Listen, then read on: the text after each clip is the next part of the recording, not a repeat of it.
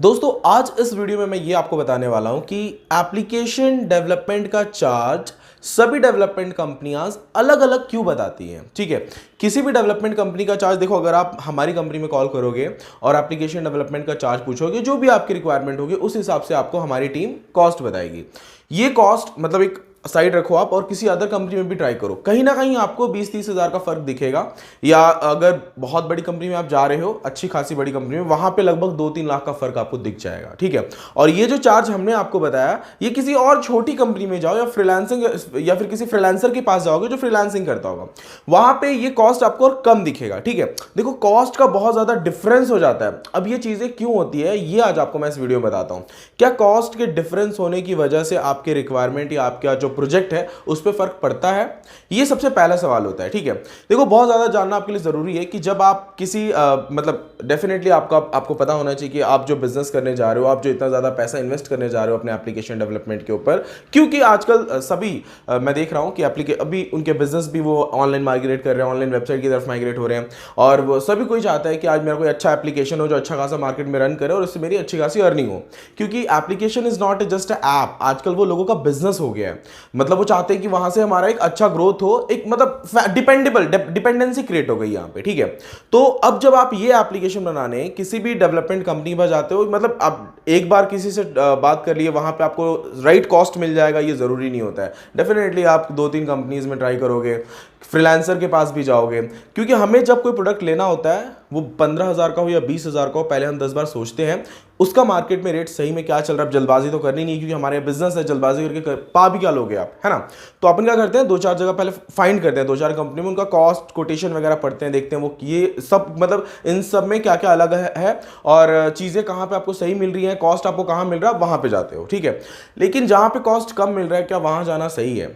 ये भी क्वेश्चन है। ठीक है, ये दोनों क्वेश्चन का जवाब और आपको मैं सही गाइडेंस दूंगा इस वीडियो में कि आप एप्लीकेशन डेवलपमेंट कॉस्ट को सही तरीके से पहचान सको कि कौन सी कंपनी आपको सही कोटेशन दे रही है। ठीक है, सबसे पहले दोस्तों, ये जो कॉस्ट की मैंने जो सेकंड पॉइंट आपको बोला कि अलग अलग कॉस्ट जो कंपनियां बताती है वहां पे फर्क पड़ता है या नहीं पड़ता है। यस, बिल्कुल पड़ता है। अभी आपको मैं आगे वीडियो में बताऊंगा कि कहां पड़ता है। ठीक है, अब बात करते हैं कि जो आपको कंपनीज कॉस्ट अलग अलग बताती हैं, उससे आपके प्रोजेक्ट या आपके रिक्वायरमेंट पे क्या असर पड़ने वाला है।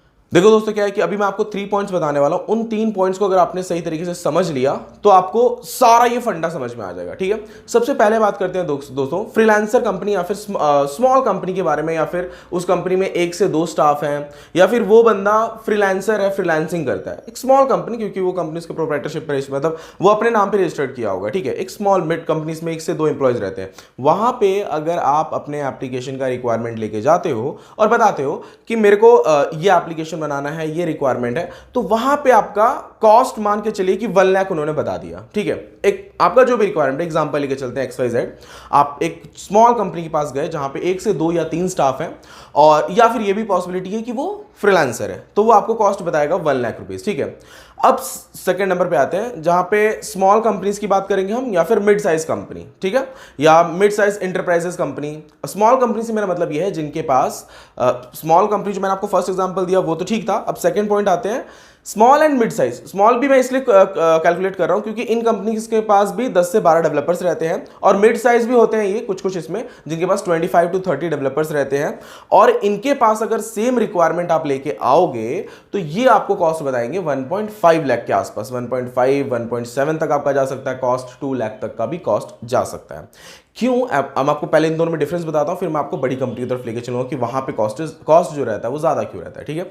अब देखो दोस्तों, जहां पे फ्रीलांसर है उसके पास या फिर 2 स्टाफ उसने रखे हैं, वो आपको 1 लाख का कॉस्ट उसने अगर बता भी दिया, ठीक है, तो वो लोग क्या करते हैं, वो लोग मंथली में 1 या 2 ही प्रोजेक्ट लेते हैं। ठीक है, 1 या 2 प्रोजेक्ट उन्होंने लिया, उसे 1 मंथ में कंप्लीट करके उनका, क्योंकि उनको डेवलपमेंट का ज्यादा चार्जेस, मतलब जो डेवलपमेंट में चार्जेस लग रहा है, डेवलपर जो है उनके पास उन्होंने रखे, उनकी सैलरी वगैरह जो हो गई, उनको ज्यादा पे नहीं करना पड़ता है। और अगर वो फ्रीलांसर है तो उसे अगर 1 प्रोजेक्ट भी मिला मंथली तो ईजिली कर लेगा वो, और वो लो कॉस्ट में भी आपके साथ डील कर लेगा। ठीक है, आपका एप्लीकेशन भी बना के दे देगा, पर किस हद तक वो आपको सपोर्ट करेगा आगे चल के इसका कोई भरोसा नहीं आता, क्योंकि इंडिविजुअल है, कब वो चेंज हो जाएगा, कब उसका मूड चेंज हो जाएगा, कब वो नेक्स्ट बिजनेस में एंट्री कर लेगा या कुछ भी ऐसा करेगा, तो वहां पे आपको प्रॉब्लम आ सकती है। ठीक है, तो ये फ्रीलांसर्स जो रहते हैं, फ्रीलांसर या फिर एकदम स्मॉल कंपनी जहां पे 1 से 2 स्टाफ रहते हैं, वहां पे डील आपकी कम हो, मतलब कम कॉस्ट में आप डील कर सकते हो, पर सपोर्ट किस हद तक मिलेगा ये कोई गारंटी नहीं रहती है। ठीक है, अब आते हैं दोस्तों मिड साइज कंपनी के ऊपर।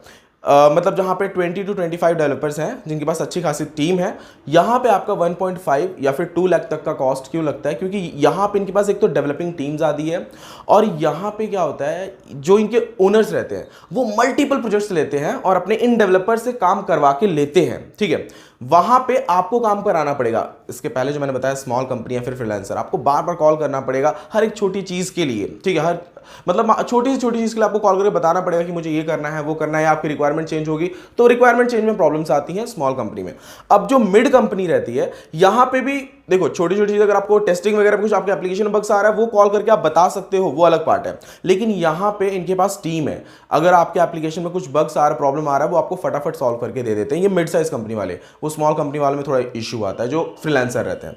तो यहां पे आपका कॉस्ट भी ज्यादा रहता है, प्लस यहां पे आपको सपोर्ट ज्यादा मिल जाता है। सपोर्ट से मेरा मतलब ये है कि आपका मान के चलो कि आपके एप्लीकेशन में आप अच्छा खासा रन कर रहा है, उसमें कहीं कुछ प्रॉब्लम आया तो आप इनके साथ एएमसी कर सकते हो, एनुअल मेंटेनेंस कॉन्ट्रैक्ट, ये आपको अच्छा सपोर्ट दे सकते हैं मिड साइज कंपनीज। ठीक है, अब बात करते हैं दोस्तों, जो तीसरा पॉइंट है मेरा, बड़ी कंपनी के बारे में बात करते हैं कि जो बड़ी कंपनीज रहती हैं, इन्फोसिस, टाटा कंसल्टेंसी वगैरह, इन सब के बारे में भी आप सोच लो कि वहां पे जब आप प्रोजेक्ट देने जाते हो, यही सेम आपका रिक्वायरमेंट सेम है, पर बड़ी कंपनी में जब आप यही प्रोजेक्ट को देने जाते हो तो वहां पे जो आपका कॉस्ट होता है, यहां पे 1 लाख था, मिड कंपनी में आपको 2 लाख तक आया, वहां पे आपका सीधा 5 लाख, पॉसिबिलिटी है कि 6-7 लाख तक भी चला जाए।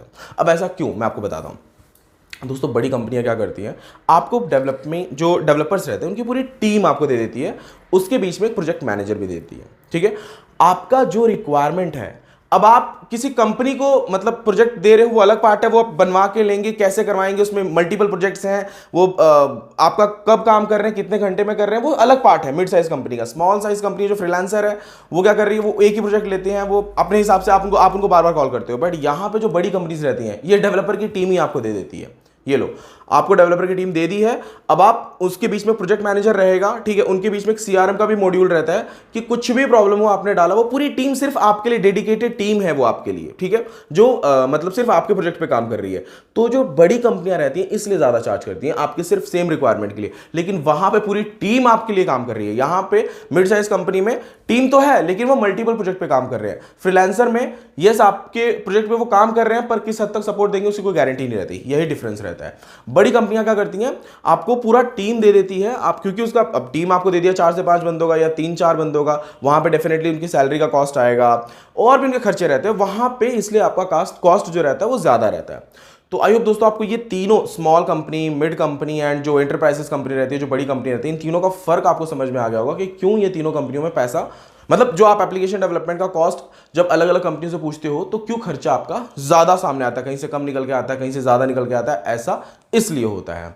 थैंक यू दोस्तों, मिलता है नेक्स्ट वीडियो में। अगर आपको मेरा ये वीडियो पसंद आया तो इस वीडियो को लाइक जरूर कीजिएगा। अगर आपकी प्रॉब्लम जो शंका थी मन में वो अगर सॉल्व हो गई हो तो इस वीडियो को शेयर जरूर कीजिएगा।